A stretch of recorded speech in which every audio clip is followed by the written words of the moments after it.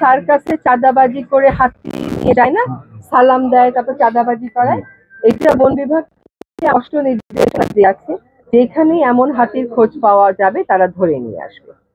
Captive হাতি বা licence দিয়ে যারা হাতি পালেন, বন বিভাগকে এটাও বলা আছে বর্তমান যুগে প্রাণী কল্যাণের যুগে হাতি পালার কোনো সুযোগ নেই, লাইসেন্স দিয়ে পালার তো কোনো সুযোগই নেই। তবে যেহেতু আমাদের বন বিভাগের সামর্থ্যের সমস্যা রয়েছে, সেক্ষেত্রে যে সমস্ত হাতিগুলো আমরা ধরে আনছি সেইগুলোই আপনারা দেখেছেন যে আমি দায়িত্ব নেওয়ার পরে এই পর্যন্ত মনে হয় 4টা কি 5টা ক্যাপটিভ হাতি আমরা উদ্ধার করে নিয়ে চলে এসেছি।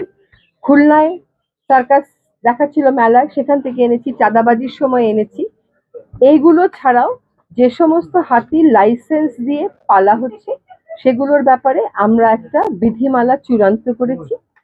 আমরা লাইসেন্স দিয়ে হাতি পালার বিধানটা আর রাখতে চাচ্ছি না।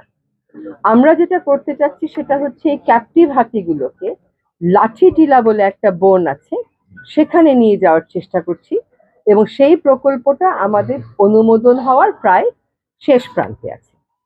আরেকটা হচ্ছে যে বন্য হাতি নিয়েও যদিও প্রশ্ন করি, তাও বলে দেওয়া উচিত যে বন্য হাতি নিয়েও কিন্তু আমরা খুব সমস্যায় আছি।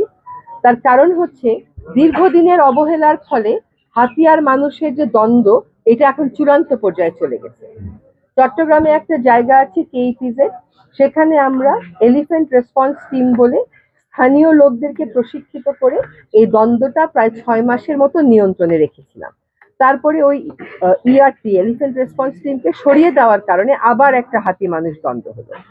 এবার আমরা শেরপুরকে কেন্দ্র করে আবার কাজ শুরু করেছি, সেখানে ইআরটিদেরকে স্থানীয় যে এলাকার মানুষ তাকে সেখানকার ইআরটি করে প্রশিক্ষণ দিয়ে ওখানে নিয়োজিত করা হচ্ছে, যাতে বোরো ধান পাকার সময় হাতি মানুষের দ্বন্দ্বটা আর প্রকট না হয়। ফলে ওই প্রজাতিটার প্রতি একটা চরম অবিচার এবং এই পার্কের প্রতি একটা চরম অবিচার। আপনারা এটা নিশ্চিত থাকেন, যদি কেউ দোষী সাব্যস্ত হয় তাহলে সে অবশ্যই কঠোরতম শাস্তির মুখোমুখি হবে, এবং শুধুমাত্র চাকরিচ্যুতি বা ভর্ৎসনা বা সাসপেনশন এই জাতীয় শাস্তি না। যদি শাস্তি দিতে হয় তাহলে শাস্তি এমন হতে হবে যে শাস্তি কার্যকর, ভবিষ্যতে জানি আরেকজন ভয় পায়।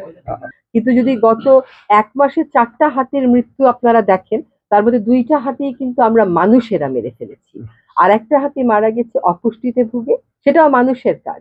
কারণ হাতি যেখানে চলে আপনি সেখানে সব পাহাড় কেটে ফেলবেন, বন কেটে ফেলবেন, শিল্প এলাকা করবেন, ইকোনমিক জোন করবেন, একটা বড় জায়গা চলে গেছে আমাদের রোহিঙ্গাদের পুনর্বাসনে, তাহলে হাতি যাবে কোথায়? আরেকটা হচ্ছে যে সে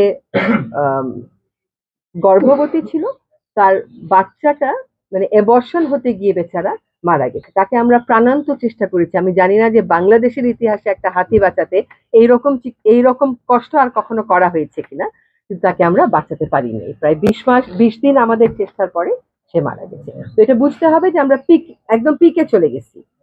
অনেকদিন যাবৎ কিছু না করতে না করতে এখন এমন অবস্থা যে বেসামাল হয়ে গেছে পরিস্থিতি, সেটাকে আমরা নিয়ন্ত্রণে আনছি। আমরা এখানেও সক্ষমতা বাড়াবো, জনবল বাড়াবো, একই সাথে আমরা বহির্বিশ্বের সাথে নেটওয়ার্কটা করে ফেলছি, যাতে করে তারাও প্রয়োজনে আমাদেরকে অনলাইনেও উপদেশ দিতে পারে, প্রয়োজনে চলে অন্যান্য বন এলাকায় যেতে হবে। বিভিন্ন ব্যক্তি মালিকানায় যে চিড়িয়াখানাগুলো, ওগুলোর ব্যবস্থাপনা নেই বললেই চলে। তবে চিড়িয়াখানার ব্যবস্থাপনা আসলে মূলত দেখে একটু শুনতে খটকা লাগবে প্রাণী সম্পদ মন্ত্রণালয়, এটা কিন্তু বন অধিদপ্তর দেখে না। কিন্তু আমরা যখনই খবর পাই, আপনারা কি হোয়াটসঅ্যাপে দেন, আমরা তাৎক্ষণিকভাবে যাই এবং গিয়ে ব্যবস্থা নিই। আমাদের আসলে বন এলাকা এমনই সংকুচিত হয়ে এসছে যে বনে যে ছেড়ে দেব, ওটা তো ক্যাপটিভ ছিল, ও সহসা বনে গিয়ে আর অ্যাডজাস্ট করতে পারবে না। কাটা বনে যারা পাখি বিক্রি করে তাদেরকে লাইসেন্স দিতে হবে। আমাদের এখানে আইনের একটা ফাঁকফোকর আছে, যার কারণে সবগুলো আমার মন্ত্রণালয়ের এখতিয়ারের মধ্যে পড়ে না। কিন্তু তারপরে ওদেরকে একটা নিয়মের মধ্যে তো আনতে হবে। এতটুকুন ঘরে আপনি পার্সিয়ান বিড়াল রেখে দেবেন, এতটুকুন ঘরে আপনি কুকুর রেখে দেবেন, এটা তো অ্যানিমাল ওয়েলফেয়ার বা প্রাণী কল্যাণের সাথে সরাসরি সাংঘর্ষিক। কিন্তু ওইটা আমার এখতিয়ারের মধ্যে পড়ে না। যেটা আমার এখতিয়ারের মধ্যে পড়ে আমাদেরকে জানালে অবশ্যই আমরা ব্যবস্থা নেব। সাফারি পার্ক হচ্ছে চিড়িয়াখানার মতন বন্ধ করে রাখার জন্য না। সেখানে যদি আমি শিকল দিয়ে হাতিকে সারাক্ষণ বেঁধে রাখি, হাতির গোসল করার জায়গা না থাকে, এখানকার হাতিগুলোকে দেখে কিন্তু কয়েকটা হাতিকে মনে হয়েছে যে আপনারা দেখছেন দৈনিক কর্ণকণ্ঠ, সবার কথা বলে।